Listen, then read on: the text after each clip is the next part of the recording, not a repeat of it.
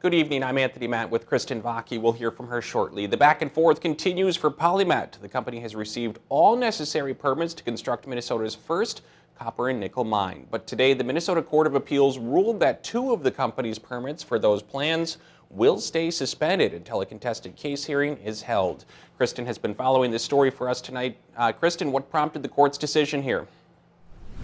Tony, you'll remember the DNR originally approved these two key permits, the permit to mine and the dam safety permit, about a year ago. But environmental groups objected, claiming the permits lack enforceable terms and conditions needed to protect the public and the environment, prompting the courts to step in.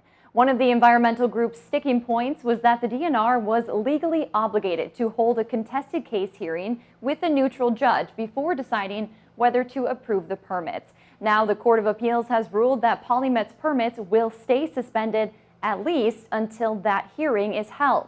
It's at that point that the DNR will have to decide whether or not to reissue those two permits to PolyMet. Both sides weighed in on today's decision. Environmental groups were pleased with the court's ruling. We understand that communities have to grow. We understand that communities have to be healthy. But responsible mining can bring you to a point where that may happen.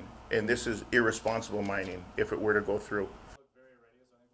We also heard from PolyMet today. Company spokespeople said in a statement that they are disappointed in the decision and that their project is built on scientific studies and administrative law.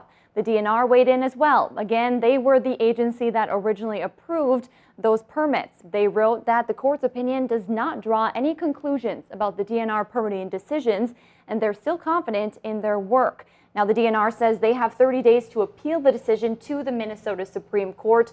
PolyMet also said they are considering filing a petition for review to the state Supreme Court.